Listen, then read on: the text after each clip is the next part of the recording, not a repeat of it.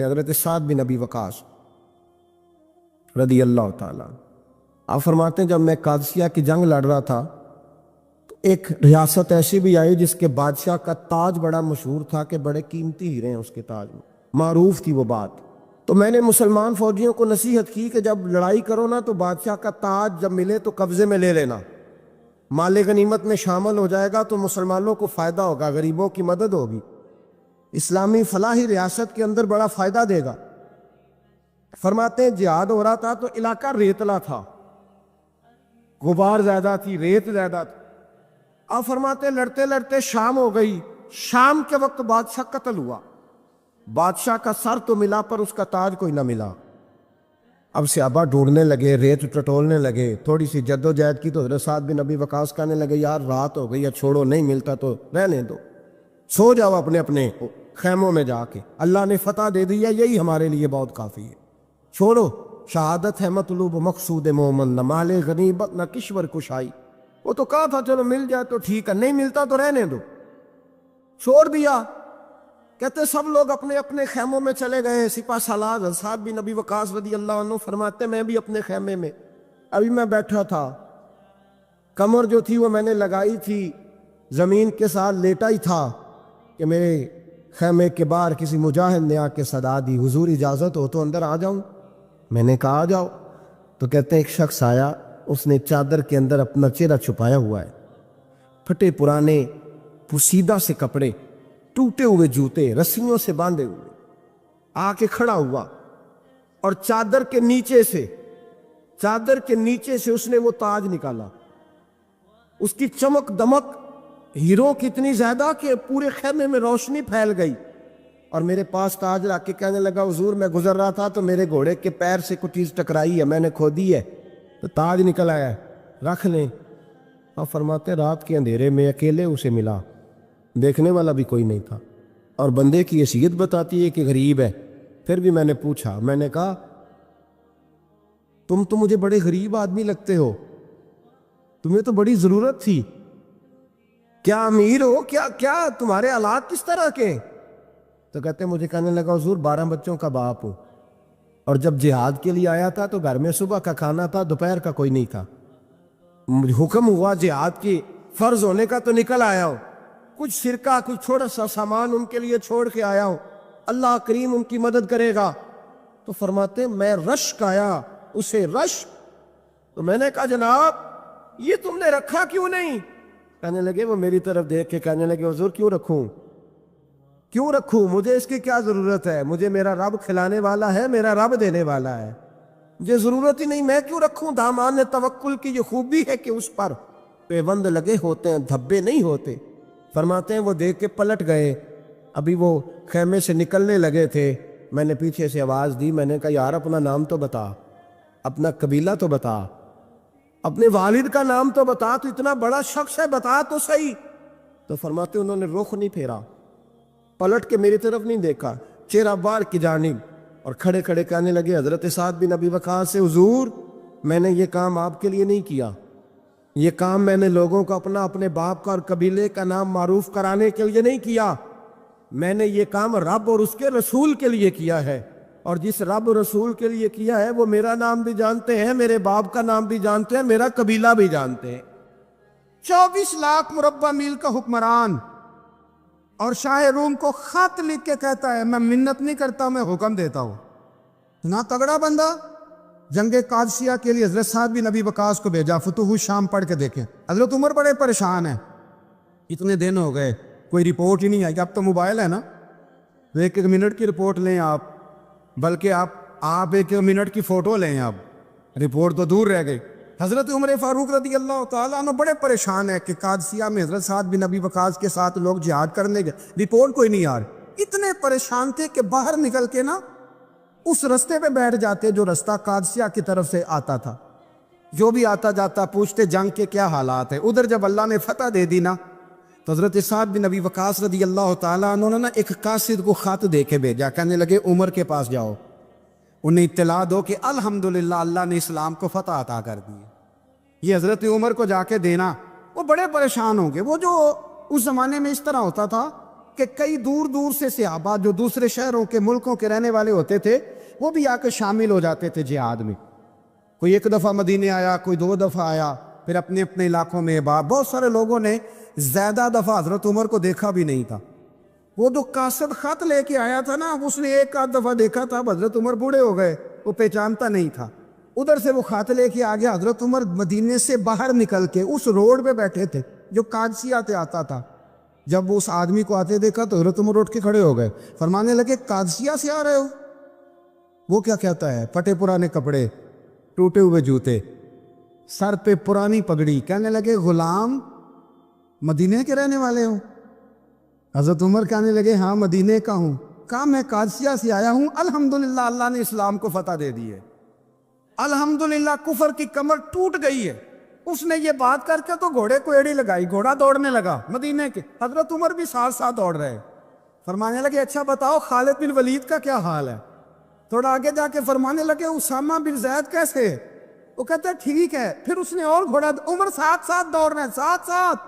24 لاکھ مربع میل کا حکمران, ایک جوتا پیر سے نکل گیا, عمر دوڑ رہے ہیں. آگے جا کے پوچھتے ہیں سعد بن ابی وقاص کا کیا حال ہے؟ کہ حضور وہ بھی ٹھیک ہے. کتنے لوگ میرے شہید ہو گئے مسلمانوں میں سے؟ کہنے لگا صحیح گنتی کا نہیں پتا, یہ لفظ ادا ہوتے ہوتے مدینے کی سرحد آ گئی. لوگوں نے عمر کو گھوڑے کے ساتھ دوڑتے دیکھا تو کہا امیر المومنین کیوں دوڑ رہے ہیں؟ وہ غلام چھلانگ لگا کے نیچے آیا, قدموں میں بیٹھ گیا. کہنے لگا حضور آپ نے بتایا ہی نہیں آپ امیر المومنین ہیں. آپ فرمانے لگے کیا بتاتا؟ میں تو اونٹ چلانے والے کا پتر ہوں, کیا بتاتا؟ وہ عمر ہوں جس نے اپنے گناہوں کا حساب دینا ہے, کیا بتاتا؟ جو سعد بن ابی وقاص کو جہاد پہ بھیج کے خود بزدلوں کی طرح گھر میں بیٹھا ہے, کیا بتاتا؟ کوئی حیثیت نہیں, کوئی تار. تو نے اچھا کیا, تو مجاہد تھا, مجھے ساتھ ساتھ دوڑایا, تو نے اچھا کیا. جتنے لوگ تھے چیخے مار کے رونے لگے. حضرت فاروق اعظم سے کہنے لگے عمر جب تک تیرے جلوے رہیں گے اللہ کامیابیاں ہی عطا فرمائے گا, جب تک تیرا رنگ رہے گا اللہ تعالیٰ نوازتا ہی رہے گا. کچھ نہیں کبھی اپنا آپ ظاہر ہی نہیں کیا. بہت بڑے تھے, بہت بڑے تھے حضرت عمر, بڑے تھے. حضرت عمر فاروق رضی اللہ تعالیٰ عنہ بدر کے میدان میں جب نکلے نا بدر میں, تو حضرت عمر سے حضور نے تجویز مانگی. فرمایا صف بندی کیسے کرے, کس طرح لڑنا ہے؟ جناب عمر فاروق رضی اللہ تعالیٰ عنہ کہنے لگے حضور یہ جتنے آئے ہیں نا کافر لڑنے, یہ کسی کا کوئی چاچا لگتا ہے, کسی کا کوئی ماموں لگتا ہے, کسی کا بھائی ہے, کسی کا بیٹا ہے. تو محبوبہ صف بندی کی کیا ضرورت ہے؟ جو میرے رشتہ دار ہیں میرے حوالے کرے, میں گردنیں کاٹ کے آپ کو دیتا ہوں. جو ابو بکر کے رشتہ دار ہیں وہ ابو بکر کے حوالے کرے, وہ گردن کاٹ کے دے. جو علی کا کچھ لگتا ہے وہ علی کے حوالے کرے. ہم دنیا کو بتائیں گے کہ اشداء علی الکفار, اشداء علی, اس کے لیے ہمارے پاس سختی ہے, کوئی نرمی. وہ ہمارا سگا بھی ہو تو اس کے حق میں کوئی نرمی. حضرت عمر نے اپنے سگے ماموں کی گردن کاٹی بدر کے دن, سگے ماموں کی. حضرت ابو عبیدہ بن جراح, سنو اسلام امن کا درس دیتا ہے, محبت کا درس دیتا ہے. بھائی اسلام ہی تو امن کا درس دیتا ہے, پر جڑی بوٹی کاٹنا بدامنی نہیں ہوتا. ظالم کا ہاتھ پکڑنا بدامنی, اور امن والے اور ہوتے ہیں بزدل. ان دونوں میں فرق ہوتا ہے. امن والا بننے کا کہا گیا ہے, بزدل بننے کا کہا. میرے نبی پاک نے جو بدر میں تلوار اٹھائی تھی, زرہ پہنی تھی, حضور علیہ السلام نے لوہے کی جیکٹ پہنی تھی, تو وہ بھی میرے رسول پاک نے امن کے لیے ہی پہنی تھی.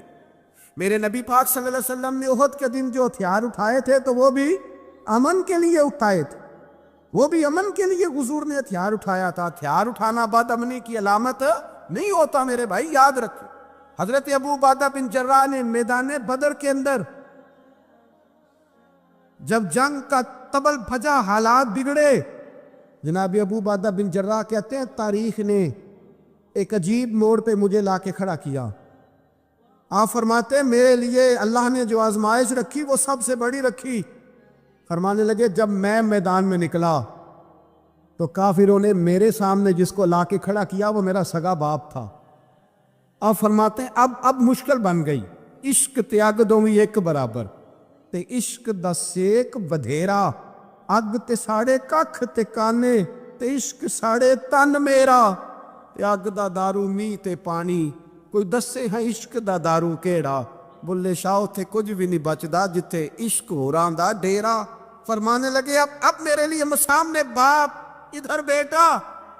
اب فرماتے ہیں دو رستے تھے, باپ بچاؤں یا رسول اللہ کا دین بچاؤں.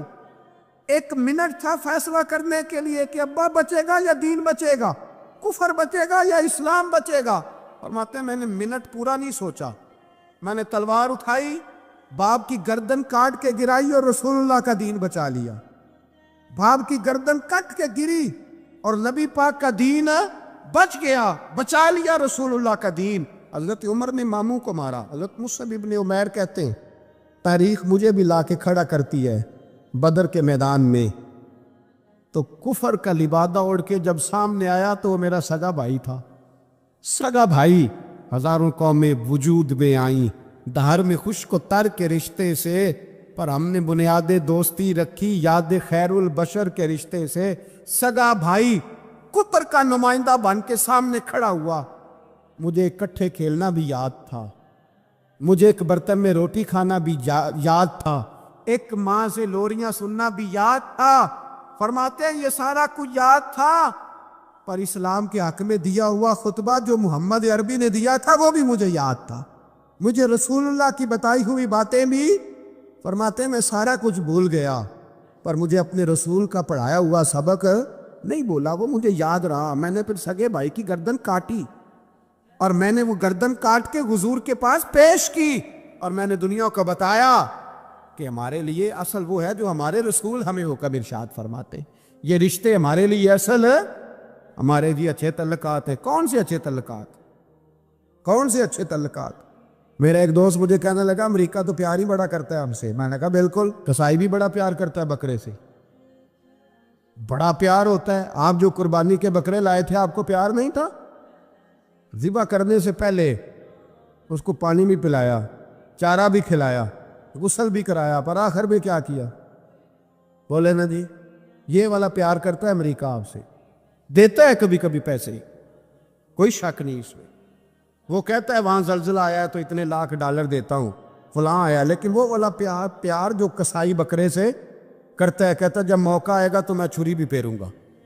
اور اپنے وقت پہ آ کے وہ یہ میری مثال یاد رکھ لینا, امریکہ کا پاکستان سے اور مسلمان سے وہ والا پیار ہے جو بکرے کا قصائی سے اور قصائی کا بکرے سے ہوتا ہے. وہ چارہ ڈالتا ہے, موٹا کر کے ذبح کرتا ہے, پتلا ذبح کرنے میں اسے لذت نہیں آتی. او بھائی یاد رکھو حضرت ابو بکر صدیق رضی اللہ تعالیٰ عنہ, عرب کے لوگ جب جنگ کرتے تھے تو ایک ہاتھ میں ڈھال پکڑتے تھے, ایک ہاتھ میں تلوار پکڑتے تھے, لوہے کی ڈھال. جب دشمن حملہ کرتا تھا تو ڈھال آگے کرتے تھے. وہ کئی دفعہ ٹکرا کے ڈھال سے تلوار گر جاتی تھی. حضرت ابو بکر صدیق میدان میں نکلے, بیٹا کافروں کی طرف سے لڑنے آیا ہے, سگا بیٹا. اور میرے مصطفیٰ کریم نے فرمایا اولاد بزدل کر دیتی آدمی, پر جب ایمان پختہ ہو تو پھر صحابہ نے اس بزدلی کی بھی پرواہ نہیں کی. سگا بیٹا کافر کی جانب سے آیا. حضرت ابو بکر صدیق نے تلوار سے حملہ کیا, بیٹے نے ڈھال آگے کی. جب صاحبزادے نے ڈھال آگے کی نا تو حضرت ابو بکر کی تلوار لوہے کی ڈھال سے ٹکرائی, تلوار گر گئی. اب حضرت ابو بکر نے ہتے ہو گئے, صاحبزادے نے اٹھائی تلوار. کہتا ہے جب میں مارنے لگا تو خیال آیا گھر تو میرا اجڑے گا نا, باپ تو میرا ہی ہے نا. صاحبزادے کہتے ہیں میں ابو بکر صدیق کو چھوڑ کے چلا گیا. بعد میں مسلمان ہو گئے, کلمہ پڑھ لیا. ایک دن گھر میں بیٹھے تھے تو بات شروع ہو گئی. صاحبزادے کہنے لگے ابا جی وہ یاد ہے نا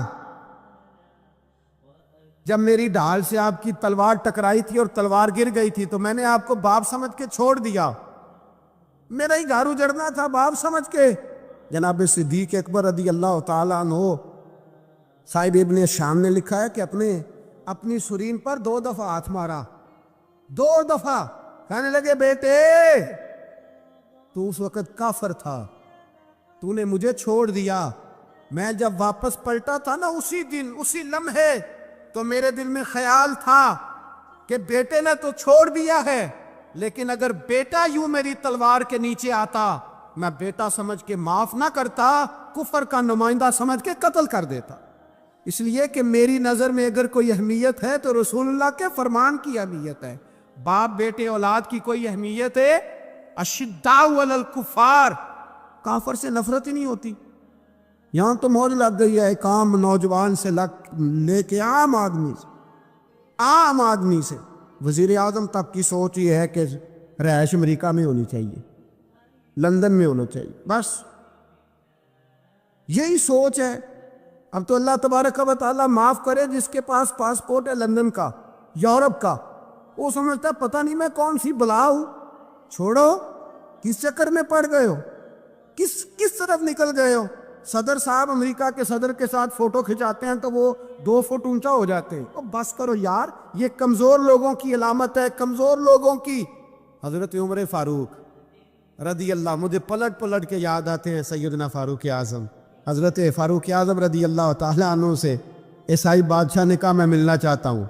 आप फरमाने लगे टाइम नहीं, जो तुझे मिलना है वो मदीने के गरीबों को ना मिलूंगा, वो रसूलुल्लाह के नौकरों को नहीं मिलूंगा, तुझे मिल के क्या करना है। मैं उन्हें मिलूंगा जिनके लबों पे रसूलुल्लाह का दरूद जारी है, जो मुस्तफ़ा से प्यार करते हैं। मुझे तुझसे मिलने की कोई ज़रूरत है। हमारे यहाँ वो नफरत नहीं कुफर के लिए जो मुसलमान के दिल में होनी चाहिए, वो मिजाज ही नहीं हमारा, वो शऊर ही नहीं। हम जब भी इत्तेहाद करते हैं काफिर से इत्तेहाद करके अपने ही भाई को मारने लगते हैं। ओदी लड़ाई हो रही थी, भाई का भाई से इख्तलाफ नहीं होता घर के अंदर, फिर वो दुश्मनों को बुला के लाता है कि मेरे भाई को मारो। ऐसा हुआ है कभी?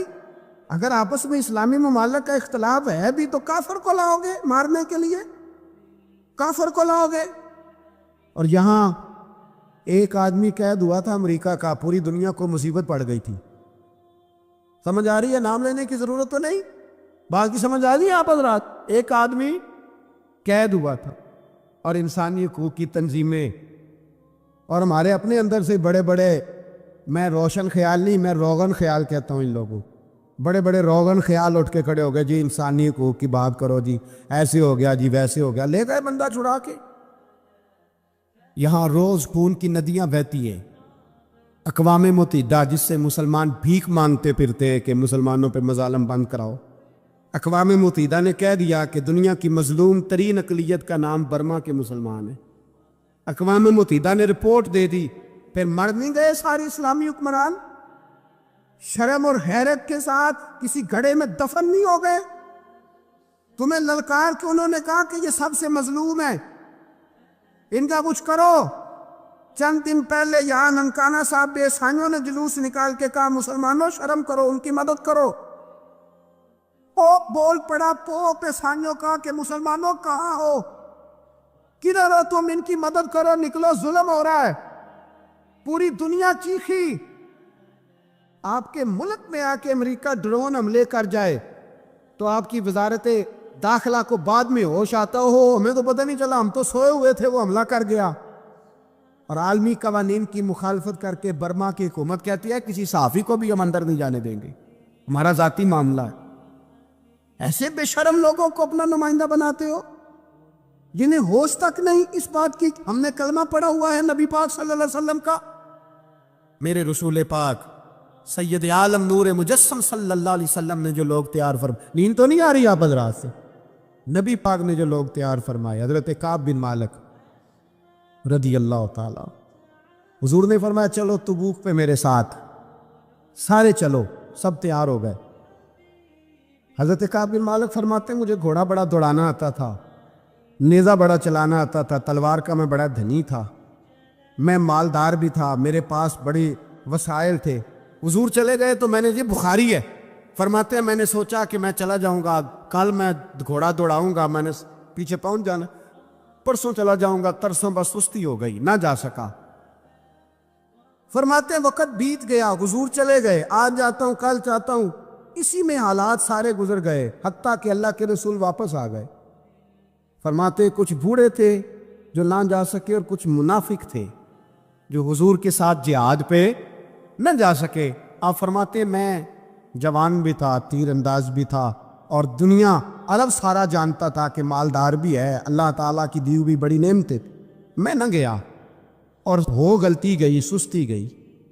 फरमाते हुजूर मदीने में आए, जब मस्जिद नबी में बैठे तो मुनाफिक आके बहाने करने लगे। कोई कहने लगा बच्ची बड़ी बीमार थी, कोई कहने लगा हुजूर कल ही सही हुआ हूँ, فرماتے مجھے بھی پتا تھا اور پتا مصطفیٰ کو بھی تھا جھوٹ بول رہے ہیں، حضور کو پتا تھا، پر وہ بہانے کرتے، حضور قبول کرتے، میں چلو جاؤ۔ کہا فرماتے ایک منٹ کے لیے مجھے بھی وسوسہ آیا کہ کوئی بہانہ نہ کر دوں، لیکن پھر میں نے سوچا بہانہ کس کے سامنے کروں جسے اللہ تبارک و تعالیٰ نے نبوت کی آنکھ عطا فرمائی ہوئی ہے، اس محبوب کے سامنے بہانہ۔ اس خیال آیا مسلمان نیک و بد پہچان جاتے ہیں، محمد آدمی کے دل کی باتیں جان جاتے ہیں، کدھر بہانہ کروں، حضور کو تو سارا پتہ ہے۔ فرماتے میں گیا، حضور نے پوچھا کیوں نہیں آئے، اور پوچھا بھی مسکرا کے، کیوں نہیں آیا، مسکرا کے پوچھا۔ فرماتے میں نے سچ سچ بولا، میں نے کہا یا رسول اللہ سستی ہو گئی، حضور غلطی ہو گئی، جو بہانے لگا رہے تھے ان کو آزادی مل گئی، اور مکتب عشق کا دستور نرالا دیکھا، اس کو چھٹی نہ ملی جس نے سبق یاد کیا۔ فرماتے ہیں ان کو چھٹی مل گئی، میں نے کہا حضور غلطی ہو گئی، تو نبی پاک نے فرمایا اس سے کوئی بندہ کلام نہ کرے، خبردار میرے ساتھ بھی گفتگو نہ کرنا۔ حضرت کعب بن مالک فرماتے ہیں میرا چچا زاد بھائی، خالہ زاد بھائی سارے رہتے تھے، میں کسی کو سلام لیتا تو کوئی جواب بھی نہیں دیتا تھا۔ فرماتے ہیں میں مسجد میں نماز پڑھنے آتا، پر صحابہ کرام کو حضور نے منع کر دیا تو مدینے کی گلیاں بھی ناآشنا ہو گئیں۔ فرماتے ہیں مجھے یوں لگتا تھا کہ مدینے کے در و دیوار بھی مجھ سے کلام نہیں کرتے، میں وہاں دعا منگیا کرو سنگیو کتے مرشد نہ رس جاوے، اے جنہاں دے پیر رس جاندے او جیوندے ہی مرے رہندے۔ کہا اس طرح لگا کہ جیسے اولاد بگڑ گئے سارے میرے حق میں۔ آپ فرماتے ہیں میں مسجد میں آ کے بیٹھتا تو جب مجھے پتا تھا میں جب آنکھیں ادھر کرتا تو حضور مجھے دیکھتے، اور جب میں نبی پاک کو دیکھتا تو حضور چہرہ پھیر لیتے۔ بول پڑے خواجہ غلام فرید صاحب، کہنے لگے میں ویکھاں تے میرا یار نہ ویکھے، جے میں نہ ویکھاں تو ویکھے، ایڈے نصیب کتھوں تتڑی دے او میرے وچ ویکھن دے، ویکھے غلام فریدا او بوے یار دے مریے، پاویں ویکھے یا نہ ویکھے۔ اور فرماتے میں سید عالم صلی اللہ علیہ وسلم کو دیکھتا تو حضور رخ انور پھیر لیتے۔ حضرت کعب بن مالک رضی اللہ تعالیٰ عنہ فرماتے کہ حضور کا حکم آیا کہ بیوی کو علیحدہ کر دو، بار پہلے کوئی نہیں بات کرتا، اب کہا بیوی کو علیحدہ کر دو، تو میں نے کہا حضور طلاق دے دوں؟ فرمایا نہیں میکے بھیج دو، طلاق نہیں دینی۔ فرماتے ہیں بال بچہ بھی چلا گیا، نہ گھر میں کوئی نہ باہر کوئی، تنے تنہا۔ آپ فرماتے ہیں زمانہ جانتا تھا، عرب کے صوبوں میں بات پھیل گئی کہ کعب بن مالک جیسا سردار، مالدار، گھوڑ سوار، تیر انداز، میزہ باز، اتنا بڑا سیانہ سنجیدہ آدمی جدا کر دیا نبی پاک نے۔ فرماتے ہیں غسان کے عیسائی بادشاہ نے مجھے خط لکھا۔ حضرت کعب فرماتے ہیں بڑی آزمائش تھی، پر یہ مصیبت سب سے بڑی تھی۔ غسان کے عیسائی بادشاہ نے خط لکھا، اس کا آدمی مجھے ڈھونڈتا پھرتا مدینے میں ملا تو خط اس نے مجھے دیا۔ خط میں یہ نہیں لکھا تھا کہ کافر ہو جاؤ معاذ اللہ، یہ نہیں لکھا تھا عیسائی ہو جاؤ۔ اس نے خط میں لکھا کہ کعب ہم نے سنا ہے تمہارے نبی نے تمہیں چھوڑ دیا، ناراض ہو گئے، تم تو اس قابل تھے کہ صوبے کے گورنر بنائے جاتے، تم تو بڑے عہدے کے قابل تھے، تمہاری تو شہرت ہے سارے علاقوں میں، تم آ جاؤ ہمارے پاس، ہم تمہیں بہت بڑا عہدہ دے دیں گے۔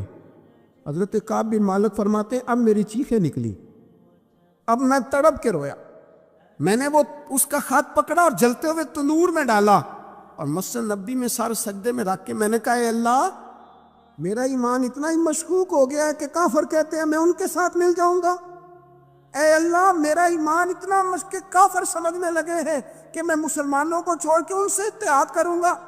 یہاں لوگ کہتے ہیں ہم نے پریشر کے لیے ان کو ساتھ ملایا، ہم نے پریشر کے لیے کافر سے سمجھوتا کرو گے، اپنے بھائی پر ظلم کرنے کے لیے بے ایمانوں کے ساتھ دوستی کرو گے۔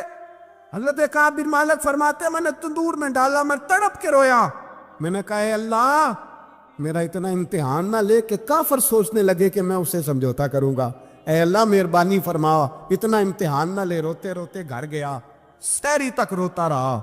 ایک آدمی دوڑا آیا، کہنے لگا کعب جلدی چل، حضرت جبریل آ گئے ہیں، اللہ نے تیری توبہ قبول فرما لی ہے، رسول پاک نے تجھے یاد فرمایا ہے، چل آ جا۔ حضرت کعب بن مالک فرماتے میں قدموں میں گرا اور میں نے کہا محبوبہ میرا سارا ہی مال لے لے، حضور میری ساری صلاحیتیں لے لیں، رکھ لیں سارا کچھ، مجھے وہ مال نہیں چاہیے جو آپ کے دروازے سے دور کر دے۔ حضور وہ دولتیں میرے کس کام کی جو آپ کے دروازے سے دور کر دے؟ بے نور بے چراغ جو محفل ہو پھونک دو، اعظم بلا سے اپنی وہ ہستی ہی کیوں نہ ہو، جو چیز اس کی راہ میں حائل ہو پھونک دو۔ حضرت کعب بن مالک رضی اللہ تعالیٰ عنہ نے ایک منٹ کے لیے بھی کافر سے سمجھوتا کرنا پسند نہ کیا، جبھی تو اللہ نے توبہ حضرت جبریل کے ذریعے نازل فرمائی۔ میرے بھائی یہاں منٹ پہ سمجھوتا ہے، منٹ پہ بڑا رولا ڈالتے ہم، بڑا شور ہے چائنا کی دوستی، چائنا کی دوستی۔ چائنا جیسے کہے برما کی حکومت ویسے کرتی ہے، اس کا اثر اور رسوخ ہے ان کا۔ آپ نے کیوں نہیں ان سے کہا کہ ان کو منع کریں؟ میں چائنا کی بات نہیں چھیڑنا چاہتا، ورنہ میں اس پر بھی کچھ باتیں عرض کروں کہ وہ جو آپ کے ان ساتھ ان کی دوستی ہے اس کا پس منظر کیا ہے۔ یہ تو چائنا میں بسنے والوں سے پوچھو نا، جہاں مسجد بنانا بڑا مشکل ہے، یہاں نماز پڑھنا روزہ رکھنا بڑا مشکل ہے، کاہے کی دوستی، کس طرح کی دوستی؟ قرآن مجید نے بیان کر دیا، کافر تم سے راضی نہیں ہو سکتا حتیٰ تتبع ملتہم، جب تک تم ان کے دین کی پیروی نہ کرو۔ اتنی دیر کافر راضی ہو سکتا تو مسلمان کیسے راضی ہو جاتا ہے؟ بھائی میرے مصطفیٰ کریم سید عالم صلی اللہ علیہ وسلم کی امت کے جو اجزاء ترکیبی جو بنائے امت قرآن نے بیان فرمائے، ان میں پہلا یہ ہے کہ اشداء علی الکفار، مسلمان کافر پر سخت ہوتا ہے، اور دوسرے نمبر پہ فرمایا رحماء بینہم، آپس میں رحم دل، آپس میں۔ اقبال نے اس آیت کی تفسیر کی تو دو مصروں کے اندر شعر میں مضمون ہی پرو کے رکھ دیا، کہنے لگے ہو ہلکا یاراں تو بریشم کی طرح نرم۔ کس طرح؟ ریشم کی طرح، ہو ہلکا یاراں تو بریشم کی طرح نرم، رزم حق و باطل ہو تو فولاد ہے مومن، رزم حق و باطل ہو تو پھر فولاد بن کے نکلے، پھر منت سماجت نہ کرے اقوام متحدہ آئے تو فلاں آئے تو فلاں آئے، فولاد ہے مومن۔ ایک وہ منظر تھا حضرت عمر نے جب اپنے سگے ماموں کو لتاڑا، جناب ابو عبیدہ بن جراح نے باپ کو قتل کیا، مصعب بن عمیر نے بھائی کو قتل کیا، ایک وہ منظر تھا۔ ایک وہ منظر تھا جب مسلمان مکے سے مدینے آئے، مدینہ طیبہ پہنچے تو مصطفیٰ کریم نے فرمایا یہ تمہارے بھائی ہیں، بس بات ختم ہو گئی، یہ تمہارے، میں اتنی سی بات ہے، یہ تمہارے، اس سے زیادہ نہیں، کوئی لمبا خطبہ نہیں نبی پاک نے دیا، فرمایا یہ تمہارے، اپنے بھائیوں کی مدد کرو۔ حد ہو گئی مدد کرنے کی، بھائی کا بازو پکڑا، گھر لے گئے، کہنے لگے یہ 15 کلے میرے ہیں، 6 جو تمہیں پسند آتے ہیں رکھ لو، تمہارے ہو گئے۔ گھر کا سامان بستر رضائیاں تک نکال کے دروازے کے اندر رکھے، بھائی سے کہا یار جو تجھے اچھا لگتا رکھ لے، آدھا تیرا آدھا میرا۔ یہاں تک ایک وہ موقع جب اشداء علی الکفار، ایک یہ موقع رحماء بینہم، صحابہ کرام علیہم رضوان میں سے کسی کے پاس 2 باغ تھے، ایک میں کھجوریں زیادہ پکی، ایک میں کم پکی۔ جب وہ اپنے بھائی کو دینے لگا تو اس نے کہا تجھے رسول اللہ نے میرا بھائی بنایا ہے، تجھے وہ والا باغ دوں گا جس کی کھجوریں زیادہ پکی ہوئی ہیں، وہ والا باغ دوں گا، کھجوریں زیادہ پکی ہوئی۔ اور یار تاریخ عالم نے یہ نظارہ نہیں دیکھا کہ وہاں سے ایک شخص آیا غریب ہے رشتہ نہیں ملتا، یہاں ایک شخص نے کیا کیا، اس کو اپنے خاندان سے اپنے گھر سے رشتہ بھی دیا، کہا بھائی ہے، اس کو یہاں بسانا ہے، رکھنا ہے، لانا ہے۔ کوئی تہذیب کا ٹکراؤ نہیں ہوا، کوئی ان لوگوں کے آپس میں جھگڑے نہیں ہوئے، کوئی نہیں کہا کہ یہ مہاجر ہے یہ انصار ہے، کوئی کسی جگہ نہیں کہا تمہارا کھانا پینا رہنا سہنا الگ ہے، کوئی کسی جگہ بحث نہیں ہوئی، آدھا بانٹ کے دیا۔